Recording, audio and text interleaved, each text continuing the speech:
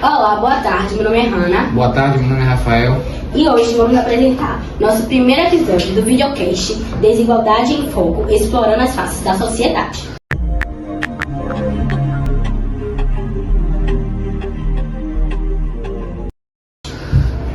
Bom, hoje vamos explorar o tema A arte imita a vida ou a vida imita a arte. Este assunto aborda questões profundas como fome, desigualdade social e pobreza. Para nos ajudar a entender melhor, convidamos duas estudantes para comentar o assunto. Uma se chama Luísa Abreu e outra Catarina Veiga. Elas irão compartilhar suas perspectivas conosco. Bom dia, boa tarde, meninas. Oi, boa tarde. Viemos aqui hoje para discutir um pouco mais sobre o assunto, né? Ok, então, meninas, a gente vai fazer algumas perguntas para vocês. E nós sabemos que vocês estudaram para isso. Então, vamos lá. A primeira pergunta, nossa primeira dúvida. Nós queremos saber como a arte pode ser uma ferramenta poderosa para sensibilizar as pessoas sobre a questão da desigualdade social, fome e pobreza. Respondendo essa pergunta, pelo menos eu acho que a arte é realmente uma ferramenta de incentivo para comportamentos mais saudáveis. Inclusive, estudos apontam que por meio da dança, do canto, a gente consegue desenvolver comportamentos mais saudáveis. E quer falar um pouco? Sim. Também pode ser uma forma de sensibilizar as pessoas. Porque, tipo assim, quando você assiste um filme ou algo do tipo, você vê a situação da pobreza, você vê escancarado isso, como você não vê no seu dia a dia, normalmente. Então é uma forma de sensibilizar e mostrar para as pessoas a realidade das outras, fugir da bolha delas e olhar um pouco mais para os outros. A gente, por exemplo, tem alguns exemplos de obras que abordam esse tema de uma forma mais emotiva, como, por exemplo, um livro de Graciliano Ramos chamado Vidas Secas. Ele é considerado um dos melhores livros da literatura brasileira, inclusive. Já ouvi falar. Graciliano usa o gênero desse livro é romance, mas também fala sobre a seca de 1930, que foi uma coisa realmente triste, que traz todos esses assuntos que a gente vai abordar agora, que é a miséria, a pobreza. E a seca no sertão foi realmente uma coisa assim absurda. Falta de recursos, inclusive em Vidas Secas conta a história de Fabiano, que é uma pessoa que não teve acesso à educação e ele sempre lida com as coisas de uma forma mais bruta, mas depois de alguns capítulos a gente vê uma empatia melhor com a família. Os filhos dele são vítimas dessas todas as injustiças. Inclusive, eles não têm nem apoio do Estado. Tem um capítulo chamado Soldado Amarelo, que mostra que a autoridade não respeitam eles. E aí, acho que no capítulo 9, que se chama A Baleia, a baleia é o nome do cachorro, tá? Sim. Ela mostra como a gente pode ter empatia nesses momentos difíceis. Inclusive, também, nessa época, falar na seca e tudo mais, tem várias obras como esqueci o nome dele, Portinari, eu acho. Uma chamada Os Retirantes. Se vocês puderem botar a foto ali depois. Que a gente pode até comparar com o livro Vidas Secas, porque mostra uma imagem de uma família imigrando justamente para fugir desses acontecimentos do Nordeste. E outra coisa, muitas vezes eles conseguem expandir mais esse conhecimento, porque tipo assim, eu tô falando da questão da bolha social, você vive naquela bolha sua, mas se você gosta de um romance, se você gosta de um filme de ação, de suspense, pode trazer de várias formas o assunto, entendeu? Da pobreza, da fome, vários filmes retratam isso de várias formas, então todo mundo pode ter acesso àquele conhecimento, que muitas das vezes não vai ter de outra forma. Agora vamos para a nossa segunda pergunta. De que forma a arte pode amplificar as vozes das comunidades marginalizadas e promover sua conscientização sobre as suas lutas? Bom, muitas das vezes a gente vê em muitas áreas da música, né? Como trap, rap e funk, que são músicas que vieram de origens periféricas. Então, muitas das vezes, eles tratam nessas músicas muito sobre os assuntos da vivência lá. E como eu falei anteriormente, filmes e séries atingem vários tipos de pessoas, como músicas também. Como uma pessoa rica, uma pessoa pobre, uma pessoa classe média, vai ver ali aquela música e ver o que as pessoas vivenciam. MC Kevin, ele traz muito nas músicas dele a questão da periferia, de como é vivenciar lá, do que ele já passou fome, que ele já se envolveu com tráfico de drogas por não ter dinheiro, não ter o que comer e ver sua mãe em uma situação difícil. Então também traz muito a questão da desigualdade social nisso. Porque às vezes uma pessoa que está ouvindo essa música tem de tudo em casa, não imagina o que eles estão passando. Então também traz uma sensibilidade para as pessoas olharem mais para os outros e não tão para si mesmas, entendeu? Não só MC Kevin, né? Vários outros, como a Legião Urbana também, ele traz muito em suas músicas. Inclusive tem uma música deles, Faroeste Caboclo, que traz muito sobre isso, que fala uma situação bem parecida com o do livro Vidas Secas, inclusive. Só complementando um pouco o que a Luísa falou, eu acho que a arte é uma forma, como ela disse, é uma forma de dar voz à minoria e ao retratar suas experiências, como a sua vivência nas periferias e tudo mais. E isso dá um palco mais para a representatividade, principalmente da comunidade negra. Inclusive, tem outro cantor eu acho que é trap, se eu não me engano, que ele se chama de Jonga. Ele tem várias músicas que abordam isso, principalmente criticando a escravidão. A gente tem exemplo de Corra, que fala... Tem uma parte que fala... Eu não quero vida de pizzaiolo, mas o dono da pizzaria. Então, que é como o povo preto é desvalorizado, principalmente no ramo de trabalho. A gente também tem Bença, que é uma música mais para o lado da família, mas ele basicamente conta a história da avó dele, que tem uma parte que ela fala, vó, como a senhora conseguiu criar 3 mulheres sozinhas? Então fala também sobre a solidão de uma mulher, de uma mãe negra. Uma mãe negra que criar tudo sozinha por uma questão do pai não ser presente, né? Que acontece muito isso hoje em dia, infelizmente. E no Brasil acontece muito isso, exatamente. Sim, e ter que arcar com tudo sozinha, sendo pobre, preta, morando em periferia e ainda lidando com crianças, né? Que é uma situação difícil, ela tem que cuidar de crianças, ver aquela situação, tipo, olhar para os seus filhos e dizer, poxa, eu não sei se eles vão ter um futuro bom, porque eu não tenho como dar tudo pra eles, né? A educação no Brasil. E a educação no Brasil, infelizmente, ainda é muito complicada para pessoas de periferia. Tem outra música também que se chama Junho de 94, que tem um trecho que fala pobre morre ou é preso na cidade, que critica muito, que infelizmente a gente vê principalmente adolescentes entrando nesse ramo de tráfico muito cedo, às vezes por não ter condições ou porque meio que foi proposto, sabe? Também tem um cantor, Baco, né? Ele fala muito sobre isso também. Oruano, que também vive por causa de algumas coisas do pai dele, né? O pai dele foi preso, não foi? Isso. Então, muito interessante isso, gente. Quais são os principais problemas enfrentados pela a população em situação de pobreza e miséria? Bom, a gente tem primeiro os básicos, né? Que é o acesso a limite o acesso limitado a serviços básicos, como falta de saúde, educação, essas coisas. E a gente também tem a questão da insegurança alimentar, que é basicamente a fome, né? Se tem insegurança alimentar, para os pobres é muito mais complicado, porque tipo, a gente tem meio que níveis de insegurança alimentar, e o nível 3, que é a insegurança alimentar grave, é realmente a fome, do que você não ter o que comer. Insegurança alimentar é basicamente tipo, eu tenho dinheiro hoje, eu não tenho emprego fixo, mas eu tenho dinheiro hoje para comprar o almoço de hoje para minha família, mas eu não sei o dia de amanhã. Por exemplo, catadores de latinha principalmente vivem isso.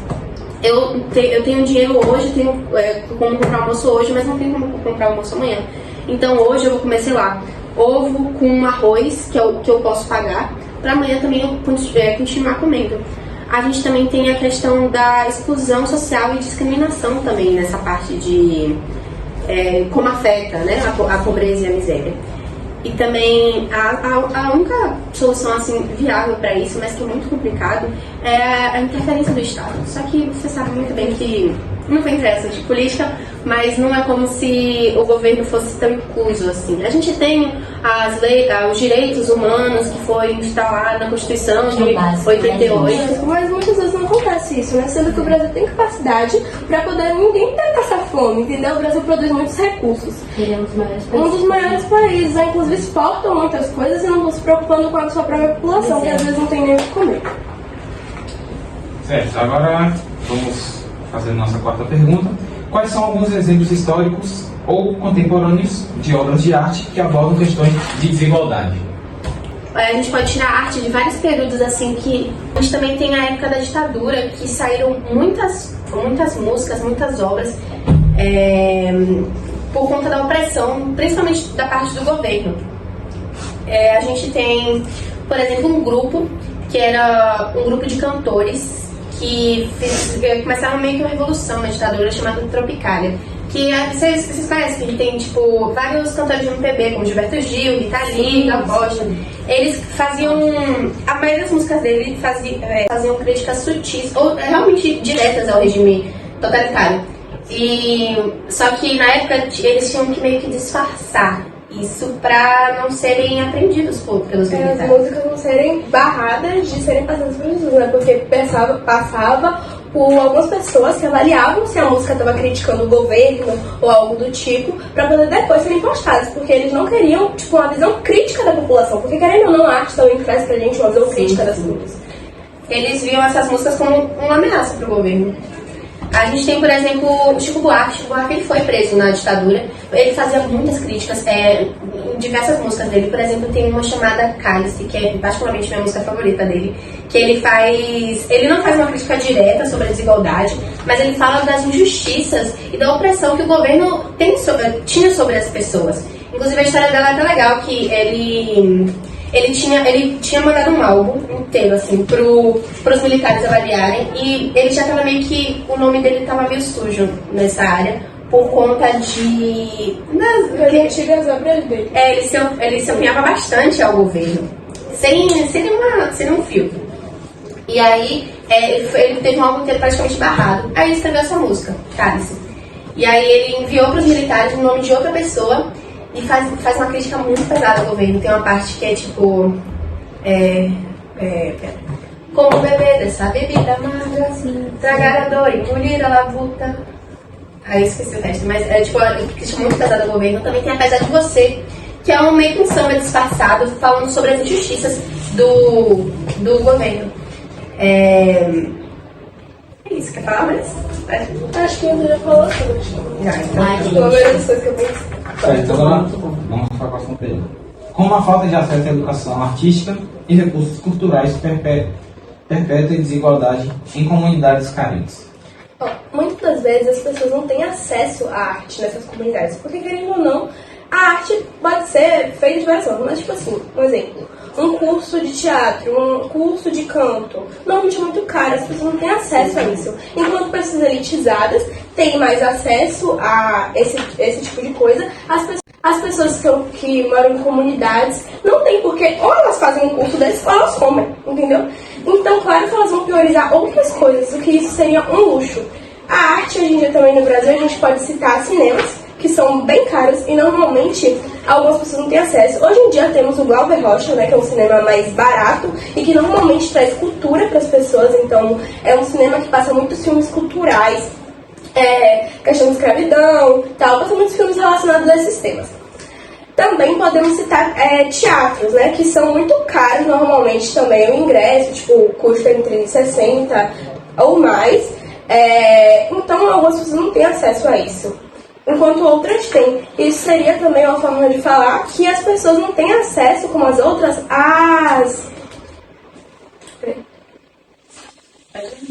na educação não é...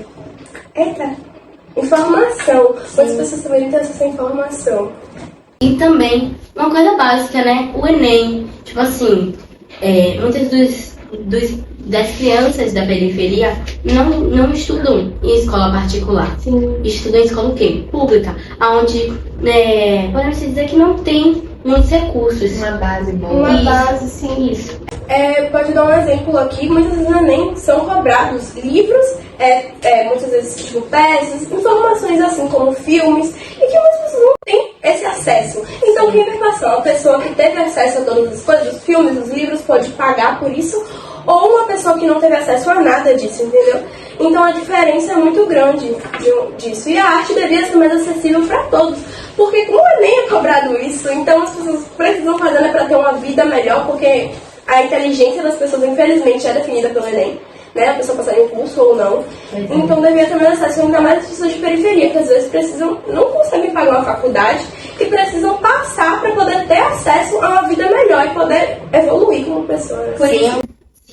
No básico, que é estudar para o Enem, para entrar em uma faculdade não consegue, imagina na arte, né? Exatamente. Por exemplo, tem muita gente que critica as cotas. Eu estava conversando com uma pessoa que disse que o filho dela estava com medo de não passar numa faculdade por conta das cotas. O cara, ele estuda num colégio assim, eu não vou falar o colégio, né? Mas ele estuda num colégio aqui de Salvador que, vamos supor que a mensalidade é mais de 4 mil. Nem todo mundo pode pagar, né? Ele estava com medo de não passar no Enem por conta das cotas, mas é porque a mãe dele não estava defendendo muito ele, porque ele realmente não se esforça. Então imagina, você ter uma educação boa, uma base, não tirar o proveito mínimo daquilo. A desigualdade social nessa situação, né? Enquanto alguns têm a oportunidade de estar na escola cara, com 4 mil reais, outros não vivem nem com 1.000 na sua casa, nem pra comer. Imagine pra estudar. E com salário mínimo. Vive com salário mínimo.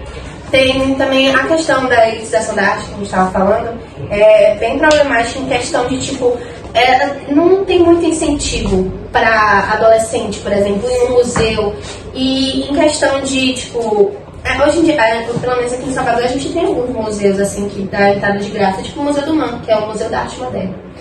Ele, como é que diz? Muitas pessoas pensam que para você, por exemplo, ir no museu, ler livros, assim, coisa, você tem que ter, como é que diz? Você tem que ser mega ultra inteligente também, tipo, não é questão de, tipo, você ir num lugar para apreciar arte, você não precisa ser, tipo, o Albert Einstein, não precisa, você tem... Eu mesmo, quando eu era menor, eu não tinha essa possibilidade de ir no museu, mesmo tendo uma estabilidade. Eu não ia. Tipo assim, eu acredito que eu nunca fui no museu, gente. Porque os pais davam importância? Não. Tipo, é porque a nossa cultura não leva tanto pra esse lado. E também, por causa do dinheiro também, né? A arte é muito desvalorizada no Brasil ainda, infelizmente, muitas das vezes. E também as pessoas, como a Catarina falou, não são incentivadas a ir em museus. Aí imagina se a gente, assim, que tem pessoas que têm uma condição melhor, não são tão incentivadas. Essas pessoas, imaginem como é que é o incentivo delas em relação a isso. E também que a cultura nacional é muito desvalorizada. As pessoas preferem escutar um artista pop e falar que o Brasil não tem cultura. Verdade. Então é isso, gente. Gostei muito, muito do papo de vocês. Espero que vocês venham mais vezes. E esse foi o nosso programa de hoje. Até a próxima. Tchau, tchau. Tchau.